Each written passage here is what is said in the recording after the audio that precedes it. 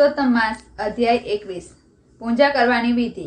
ઉપર પ્રમાણે વ્રત કરાવવાની વિધિ કહ્યા પછી વાલ્મીકીએ દધર્માને પૂજા કરવાની વિધિ આ પ્રમાણે છે એવું કહ્યું। ધાતુની પ્રતિમાને અગ્નિમાં તપાવ્યા પછી તેની પ્રાણ પ્રતિષ્ઠા કરવી। તેમ કરવાથી તેમાં દેવત્વ આવે છે। પ્રતિમાના બંને ગાલે જમણા હાથથી અડકવો, તેમાં ભગવાનની પ્રાણ પ્રતિષ્ઠા કરવી। પછી પવિત્ર બનીને હાથ જોડીને કહેવું, હે પ્રભુ, મારી પૂજા માટે આ મૂર્તિમાં આપના પ્રાણનો સંચાર થાવ। પછી આસન આપીને જળની આસમાની મૂકીને કહેવું, હે પુરુષોત્તમ, આ આસનનો સ્વીકાર કરો। ગંગા જમનાના પવિત્ર જળને પાદ પ્રક્ષાલન માટે ગ્રહણ કરો। પછી દૂધ, દહીં, ઘી, મધ અને સાકરથી પ્રતિમાને સ્નાન કરાવવું। સ્વચ્છ પીતાંબર, ચંદન, અક્ષત અને તુલસી અર્પણ કરવા। પછી અબીલ, ગુલાલ ઇત્યાદિ સુગંધિત દ્રવ્યો ચડાવવા। હે દેવેશ, હું આપને ભક્તિપૂર્વક નમસ્કાર કરું છું। આપ મારી મનોકામના સિદ્ધ કરો। પછી ધૂપ, નૈવેદ્ય, જળ, મુખવાસ વગેરે ધરાવીને ભગવાનના સર્વાંગોની યથાવિધિ પૂજન કરવું।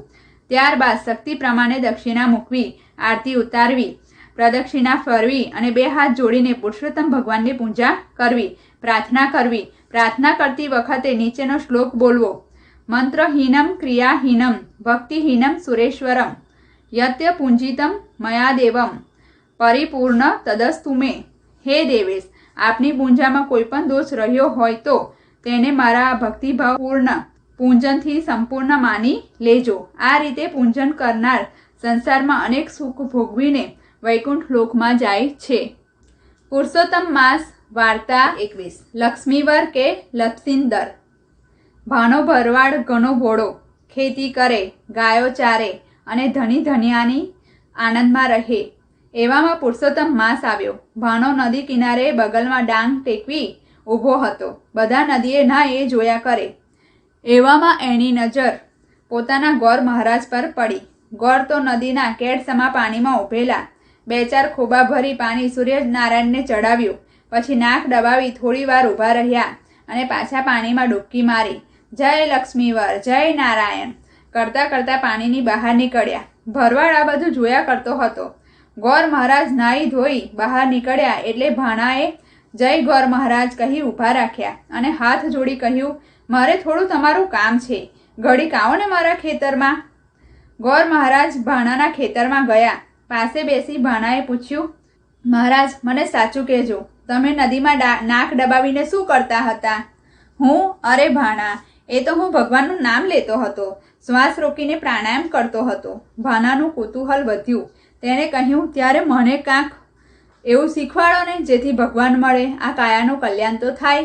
ભાઈ, એક જન્મમાં તો તને ભગવાન નહીં મળે, એ તો અનેક જન્મનું તપ હોવું જોઈએ। ગોરની મતિ મૂંઝાવા લાગી કે આ ભરવાડને શું કહેવું। ભરવાડ તો ચોંટ્યો એ ચોંટ્યો, મને કાંક શીખવાડીને જાઓ। પુરુષોત્તમ માસ જેવો પવિત્ર મહિનો, હુંય કાંક કરું। ભાઈ, પુરુષોત્તમ પુરુષોત્તમ બોલ, એ તો મને નહીં આવડે। ભરવાડને બોલતા ન ફાવ્યું। એ તો નમઃ વાસુદેવાય એમ બોલ, ગોરે કહ્યું, એ પણ નહીં ફાવે તો પછી લક્ષ્મીનારાયણ લક્ષ્મીનારાયણ એવું રટન કર।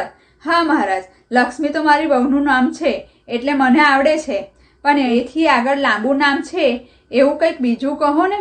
ભરવાડે કહ્યું, લક્ષ્મી આવડે છે ને તો લક્ષ્મીવર લક્ષ્મીવર એમ બોલ્યા કર।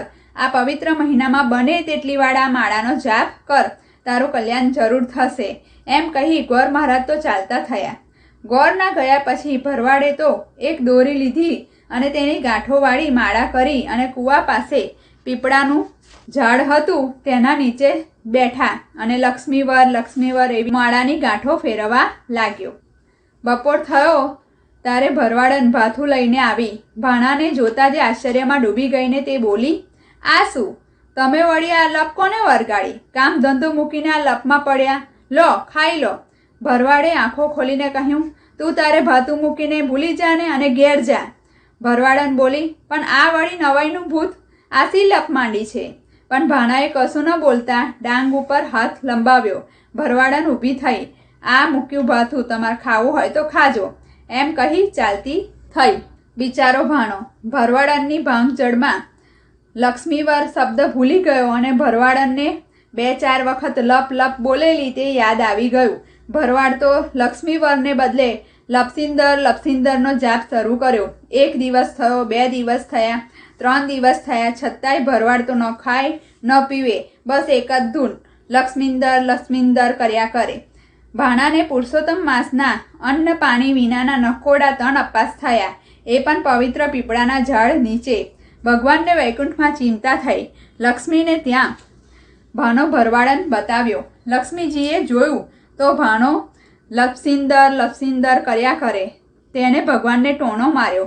પ્રભુ, આ 1001મું નામ તમારે ક્યારે પડ્યું? લપસિંદર નામ બહુ સરસ છે. લક્ષ્મીજી, શબ્દના અર્થને જોવો ઠીક નથી, એમાં રહેલો પરમ અર્થ જોવો જોઈએ. તમે જાણો છો કે આ ધૂનમાં આજે તેને નિર્જળા 3 દિવસ પૂરા થશે. આજે મારે ત્યાં જવું પડશે. આમ કહી ભગવાન લક્ષ્મીજી સાથે ગરુડ પર સવાર થઈ ભરવાડના ઘેર આવ્યા. લક્ષ્મીજી ગરુડ પરથી ઉતરી ભરવાડ પાસે ગયા અને ભગવાન સાદા વેશે ઝાડ પાસે બેઠા. લપસિંદરનો જાપ જપતા ભરવાડને બૂમ પાડી, ભાઈ, આંખ ઉઘાડ, ભગવાન આવ્યા છે. ભાણાએ આનંદમાં આવી આંખો ઉઘાડી. જોવે છે તો એક સ્ત્રી. તેને ડાંગ ઉઠાવીને કહ્યું, જાજા નવરી, અહીં ભજનમાં ભાંગ પડાવવા આવી છે? ના રે ભાઈ, જો પેલા ભગવાન. ભરવાડે જોયું તો ત્યાં કોક માણસ વેગળે ઝાડ નીચે બેઠેલો. તે જોઈ ભરવાડે ડાંગ ઝાલીને કહ્યું, તું મારી મસ્કરી કરે છે? એ તો માણસ છે, હમણાં બેવના હડકા ખોખરા કરી નાખીશ, કહીને તે ઉઠ્યો. ભરવાડને જોઈ લક્ષ્મીજી ગભરાયા અને ભગવાનની સોળમાં જઈને બેઠા. ભગવાને ભાણાને ડાંગ લઈ ધસી આવેલો જોઈ કહ્યું, ભાઈ, ધીરો પડ, જેના તારે દર્શન કરવા છે એ ભગવાન હું જ છું. ભરવાડનું કંઈ ધ્યાન ન બેઠું. તે બોલ્યો, તો ઊભો રહે, હું મારા ગોળ મહારાજને બોલાવું, એ ઓળખશે. તમે ભગવાન હોય તોય હું ક્યાં ઓળખું છું? એમ કહી જાડી રાસ લઈ આ ભાણાએ ભગવાનને ઝાડ સાથે બરાબર તાણીને બાંધી દીધા. એના મનમાં કે રેઢા મૂકીશ તો નાસી જશે. એ તો સીધો પોતાના ગોરના ઘેર ગયો. તેમને બોલાવી લાવ્યો. જો ગોર મહારાજ, બરાબર જોજો, આ ભગવાન છે કે કોઈ મને છેતરવા આવ્યું છે? ગોર કહે, ભાઈ, મને તો કાંઈ દેખાતું નથી. ભરવાડે ફરી ડાંગ ઉપાડી. તું ખરેખરો ભગવાન હોય તો મારા ગુરુજીને કેમ દર્શન નથી આપતો? ભગવાન પરિસ્થિતિ સમજી ગયા અને ભગવાને ગદા પદ્મ ધારણ કરી ચતુર્ભુજ રૂપે ગોર અને ભરવાડ બંનેને દર્શન દીધા. ભગવાનના દર્શન થતાં જ ભરવાડને દિવ્ય જ્ઞાનની પ્રાપ્તિ થઈ. ગોર મહારાજ અને ભરવાડ બંને ભગવાનના ચરણમાં ઢળી પડ્યા. અંતે પૂર્ણ પુરુષોત્તમ ભગવાને ભરવાડની શ્રદ્ધાના લીધે તેને વૈકુંઠમાં વાસ આપ્યો.